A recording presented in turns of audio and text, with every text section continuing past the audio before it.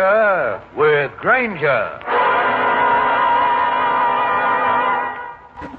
Watch it, Hank. Here he comes. Yeah, he's in the garage. Come on. Okay. Now, hurry up before he gets the motor going. Okay, fella. Hold it. Who are you? What do you want? Never mind. Move over. I'll drive. You do nothing of the kind. Get your hand away from that horn button, or you get it right now. Very well. Get in back, Hank. Watch him. Okay. What are you two men after? I haven't got anything, just a few dollars in my wallet. Shut up. Okay, we'll get going.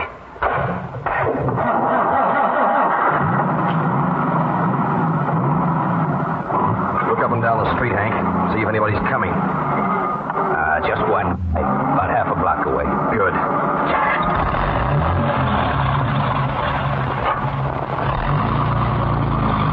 Yeah, pretty easy, huh, Hank?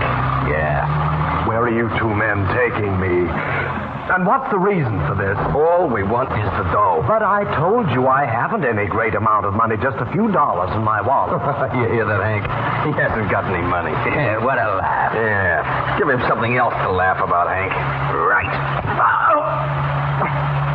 I'd go through him. He must have the cash in the inside pocket. Okay. I got it. Swell.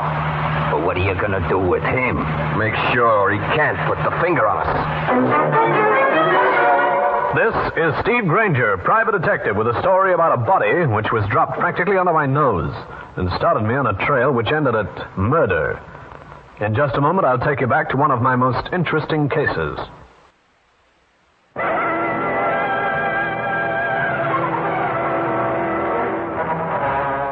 This is Granger.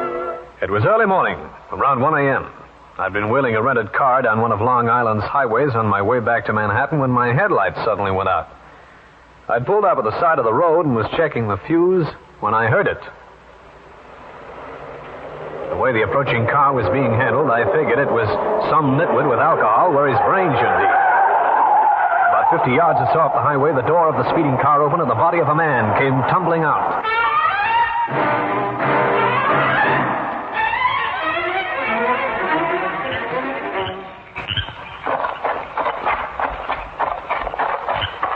Hey, mister, are you all right? What happened? You hurt bad. I stood looking at the man who had passed out at my feet. Then I went back to my car, drove it up to the unconscious man, lifted him into the back seat, and went through his wallet. I found his name was Robin Robo, and his address, Cove City. I rushed him to the hospital where I explained what had happened. The Cove City police chief showed up, and I gave him a detailed report. Then I met Mrs. Robo, a strikingly handsome woman in her early 40s, who arrived at the hospital accompanied by a man. You're the man who brought my husband here. Yes, I am, Mrs. Robo. Mr. Granger, I don't know how to thank you. Oh, this is an old family friend, Phil Douglas. Glad to know you, Granger. Oh, yes. Phil, I wonder if you'd mind letting me speak to Mr. Granger privately for one moment. Not at all. I'll have a word with the police chief. What's this all about, Mrs. Robo? My husband seems to be coming along all right, except that he seems to be suffering from a temporary loss of memory. That's bad luck. That's why I came to you, Mr. Granger. I want to ask you a question, a very important question. Go ahead. Ask. First of all, I want you to know that I asked our local chief of police about you. He assured me that you have an excellent reputation as a private investigator. Well, I must buy the chief a present. What about the question? Mr. Granger, what did you do with the $10,000 my husband was carrying? Your husband was carrying $10,000? He was. The men who tossed him out of the car must have stolen it. Because when I searched him for identification, all he was carrying was $15. Are you certain of this? I'm positive. If I found $10,000 on him, I'd have turned it over to the chief. I see. Mr. Granger, since you're a private detective, I want to employ you. In what way, Mrs. Robo? I want you to clear my husband. Of what? That's just it. I don't know. But the $10,000 has something to do with it. How did you find out about the money? Entirely by accident. One of the tellers at the bank phoned our home. He asked if Mr. Roble wanted the numbers of the bills recorded. Did you talk to your husband about the money? No. You see, I have implicit faith in my husband. I'm positive that he had a reason for not telling me. Mrs. Roble left me for a few words with the doctor. To me, the $10,000 business looked obvious. The old shakedown game was being played again. I was turning this over in my mind when Phil Douglas turned up. Granger, I spoke with the chief of police. He said that there was no further reason for you to wait around. Thanks. After all, it's late. It will take some time to drive back to Manhattan. I've decided to stay overnight, Mr. Douglas. I have nothing urgent in New York. You know, I've been mulling over your story, Granger. It seems a trifle incredible. Oh? If the men were driving with their headlights on full... They were. Why didn't they see you? They probably were in too much of a hurry. Uh-huh. Why the sudden curiosity, Mr. Douglas? I don't have to report to you, you know. I made my statement to the law. I know you did. But I happen to have a little influence here in Cove City myself. Oh, you're the mayor? No, I'm not. But I'm curious to know why you're not going back to New York tonight. I don't think I care to tell you that. Why not? Well, I'm a private detective. And the emphasis is on the word private. I'll continue this interesting story in a minute.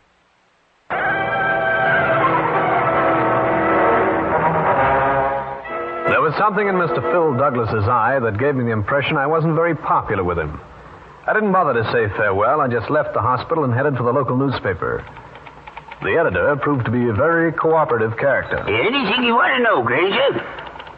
Just what is Mervyn Roble's position in the community? Well, he's quite a pal behind the throne. Also, he owns the Roble Tool Company. It's Cove City's biggest outfit. Uh-huh. What can you tell me about a man named Phil Douglas? Douglas? Local politician, but a nice guy. Why? He acted like he didn't want me around. Oh, don't mind that. He resents anyone who might get more attention than he does. What's he do, besides be a politician? Oh, he's got enterprises, filling stations, lends a little money occasionally. Would there be any reason for a beef between Roble and Douglas? Oh, they're very good friends. Although Roble is the direct opposite of Douglas. In what way? Well, Roble is a crusader, and it's a standing joke between the two men. You see, we have a local roadhouse a short way out of town, the Dunes. Rumor has it that you can play at games of chance out there. Yeah? Roble has been having the place raided with no luck. Well, maybe I'll look around out there. Maybe I'll come up with something. Like what, for instance? It's entirely possible that I might have recognized one of the men who was with Roble. What? And because I was retained by Mrs. Roble to solve this little mystery, I think I'll go to work. You want me to run that item, too? Why don't you? And also the fact that I'm staying at the, what's the local hotel? The Cove House. Cove House, yeah. I'd be grateful if you'd print that. Granger, there's more to this assault than meets the eye. You're making that statement about knowing one of the men, hoping they'll come out in the open. That, my friend, is not only possible, but completely probable.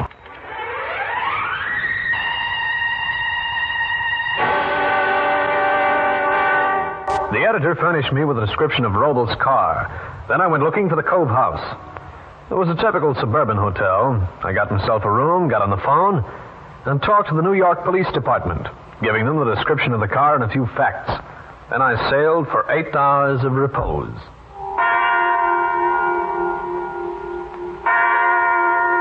A big clock jangled its news that the time was 9 o'clock in the morning. I got myself showered, dressed, was about to leave when the phone rang.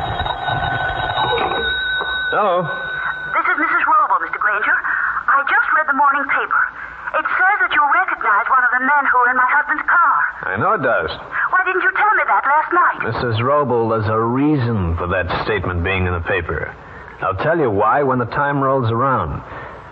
Now tell me, how is your husband? He seems to be coming along all right. His pulse is normal. The doctor's taking care of the bruises. But he still hasn't said a word. The doctor give any reason for that? No. He's puzzled about it, too. Yeah, okay, Mrs. Roble. I'll check back with you later. Goodbye. Yeah, I wonder who that is. monkey, put up those hands. Is this any way to say good morning? Shut up. Go through him, Hank. Get his gun. Right. I got it. Yeah, come on, you. We're going places. You're the guys who slugged Roble and threw him out of the car. Get it. I thought that item in the paper would smoke you gophers out of your hole. Get going. Down the back stairs. Over that way. What makes you think you're going to get away with this? Let me worry about that monkey. What's wrong? Somebody down the hall. He's opening the door. Hurry it up, you. Come on, Hank. Yeah. I'll hurry it up. Hey! And you can have the downstairs treatment, too. You think so? I'd bent over and thrown the bigger of the two men over my shoulder and down the steps. The smaller man, Hank, had been too quick for me. It slugged me with my own gun. As I sagged to the steps, I just glimpsed Hank helping his pal up and out the back door.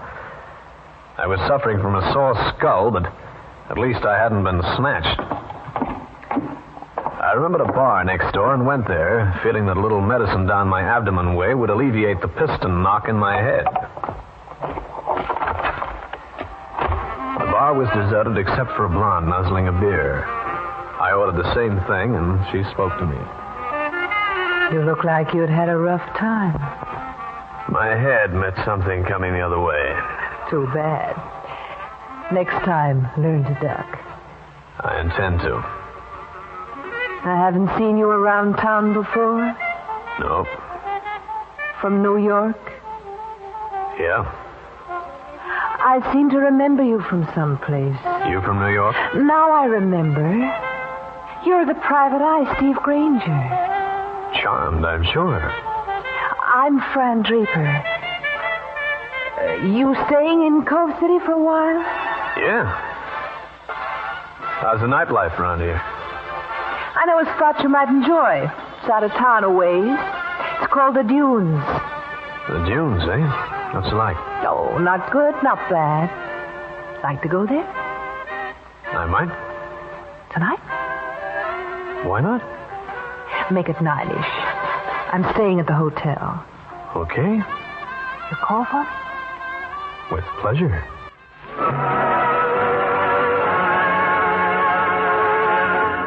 Fran Draper flashed me a mouthful of perfect crockery, slid off the stool, and left.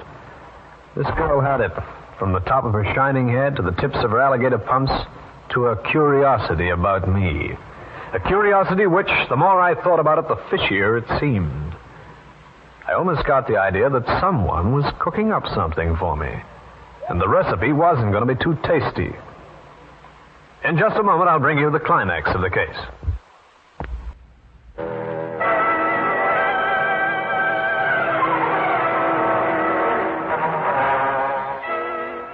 I sat there in the bar, finishing my beer and trying to make sense out of the situation.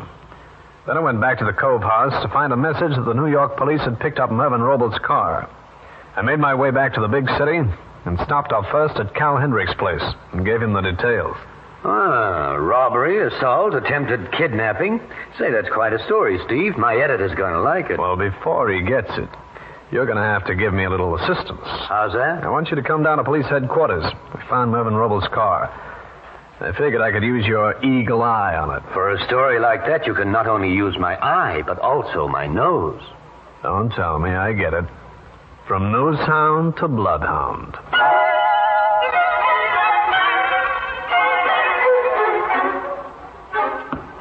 Well, I guess I wasn't much help with the car, Steve. How do you like it? Not a thing to give me a lead. Not even a fingerprint, according to the lab boys. We might have more luck with the files. Your description of those two hoodlums rings a bell to me. Yeah, here we are. Linky something. Oh, wait a minute. Linky Bolvis, that's the name. There. That him? That's the big one. His pal was called Hank. Hank Carlton. Yeah, it's here. Note on the bottom. They've worked as a team for years. Uh-huh. There he is. Well, at least I know something about my two friends. Oh, just the same, they're just a pair of cheap arms. The real man must be higher up. You can say that again. Why? Didn't you hear me? I dropped Cal off at his place and turned my car's nose in the direction of Cove City again. I called into the hospital to inquire about Mervyn Roble, but he was still in a state of shock and loss of memory. Then I prepared to pick up Fran Draper for my promised view of Cove City's nightlife. The Dunes was a combination of smoke and semi-hysteria. The orchestra consisted of one piano and a smooth-talking waiter deposited the blonde and me in a booth. And you'll like it here. It's quite a spot. Yeah, quite a spot. Care to dance? Oh, not yet. Let's order first. Oh, whatever you say. How about taking off your coat? Oh, not yet. Wait till I get warm. Get warm? In here? Where do you usually live? Inside a furnace? What are you looking at? Oh, nothing at all. That's a lot of nothing. Mr. Phil Douglas is quite a hunk of human. I think I will take this coat off. No, now. you don't. Button that up. What are you trying to pull? I'm going to fix you, Mr. Granger. Oh, are you? The light! Who turned out the light? I grabbed for the light bulb from the lamp on our table, undid it, and dropped a quarter into the socket. The lights fused, and the darkness gave me a chance to get Fran Draper out of there. Somebody turn on the light! Come on, babe. We're getting out of here. Beat it, everybody. This is a raid. Come on. Out this door. My car's right over there. Let me go. Come quietly or I'll slug you. Inside. I'm going to report you to the police, Granger. You report me? That's a laugh, sister. After you tried the oldest gag in the world. Let me out of this car. Sit still or I'll slug you. Getting me to a nightclub wearing those torn clothes. No wonder you wouldn't unbutton your coat. You're waiting for Phil Douglas to show up. I was not. Cut it out. You were going to yell for help, and Mr. Douglas would have called a cop and had me locked up for more days than I care to think about. You're crazy. What's the act between you and Douglas? Nothing. You're mixed up on this Roble business. I know that. Oh, forget it. Okay, I'll forget it. For about an hour. I'm taking you back to the hotel. You don't want to get into more grief than you're mixed up in now. You'll stay there until I get back.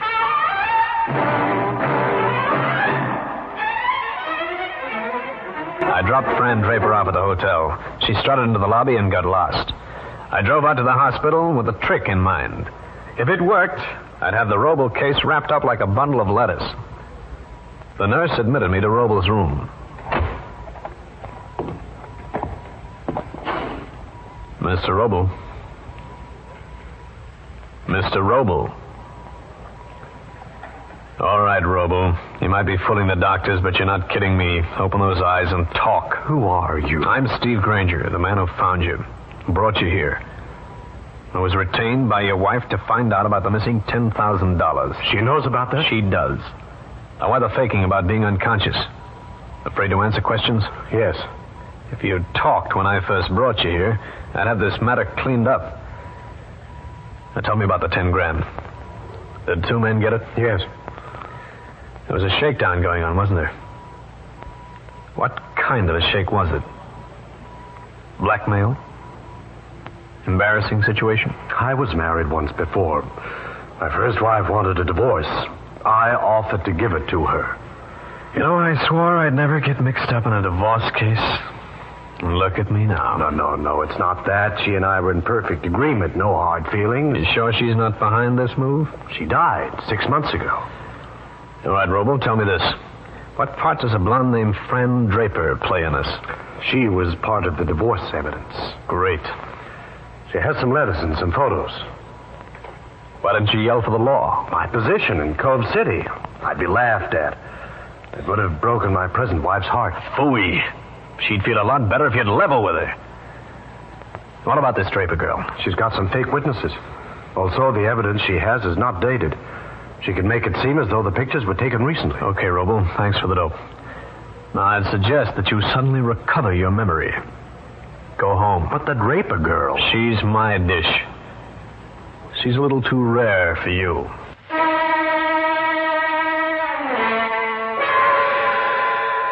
I nodded so long to Mervyn Roble and mulled the whole sorry affair over in my mind on the way back to the hotel. It'd be easy to throw a scare into the Draper girl and get back the pictures and letters. But getting the 10,000 from the 2 mugs, that would be another story. As I rapped on Fran Draper's door, it swung inward. I realized that it had been open all the time. I moved inside, feeling for a light switch because the shades were drawn. The girl would pull no more frames. She was lying on her back in the middle of a mussed-up bed. There were purple marks around her white neck. The killer had done it by strangling. So you came back? Don't reach for anything, Douglas. What are you doing here? You killed her after you brought her back here. You grabbed her on the throat and strangled her. No, you don't, Douglas. I've got an alibi. I've been up seeing a man you should be interested in. Mervyn Roble. Don't pull that. You'll never get away with it. I think I will. Roble will be glad to testify. So will the clerk downstairs. He saw me come up not more than 2 minutes ago. I don't believe you, Granger. I'm calling the police. Quiet. Somebody's coming. Well, what are you going to do, Linky? Listen. We're going to get the blackmail pictures to Dame Scott. Then we can stick that Roble for another 10,000. Well, how can you do that? We dumped him out of the car. You should read the papers, Hank. He's alive. Okay, boys, come right in. Hey, it's Granger. That's right, Hank. You want it too, Linky? No. Turn your backs to me. Face the wall. What is this? That means all 3 of you. You too, Douglas. What? Don't be ridiculous, Granger. Turn. I'll just disable you 3 boys. Then we can get underway. You'll regret this, Granger. I warn you. Yeah? Now turn around again. You, Mr. Douglas. What's wrong with your shirt? Nothing. Looks like it's got a lot of starch in it. Or else you're carrying a little, contraband in there. Come here. I thought so. The letters and pictures Fran Draper was holding over Roble. I was going to turn them over to the police for evidence. You were? Linky, take a look at the girl on the bed. Yeah. Hey, that's Fran. She's dead. Yes, and now I know who killed her. You too. Granger and I heard what you said as you came in. Hey, it's a lie. You ain't gonna pin no murder rap on us. Listen to them, trying to save their skin. Sure they are, Douglas. The way I get it is that Fran Draper came to Cove City to blackmail Roble. She found out that you weren't as big a friend of Roble's as you pretended. You and Fran got together. I never saw her before. And that's why it was so simple for her to set up that frame up at the dunes tonight? Oh, no. You two were partners. Can you prove that? I can try. Linky, Douglas hired you to meet Roble and get the blackmail money, didn't he? Yeah, sure he did. Thanks. But you and Hank got ideas. You double-crossed Douglas and Fran Draper. You took the dough for yourselves. Yeah, but we didn't kill her. Of course you did. That's why you were carrying the incriminating pictures and letters inside your shirt, hey, Douglas? No. When you found out that I took the Draper girl away from the dunes, you got scared. You thought she might spill the truth about you. They came here, not me. Sure, but they didn't have murder in mind, Douglas. All they wanted was the blackmail stuff, so they could make a pitch for another 10,000. But you got here ahead of them. You must have, because you have that evidence. You killed Fran Draper. Are you mad? Then how did you know she'd been strangled when you haven't been close enough to see her neck? Why, you... Don't try it, Douglas.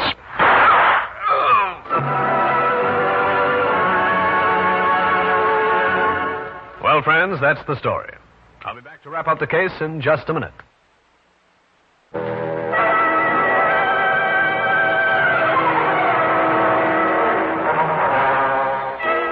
I shot Phil Douglas through the arm.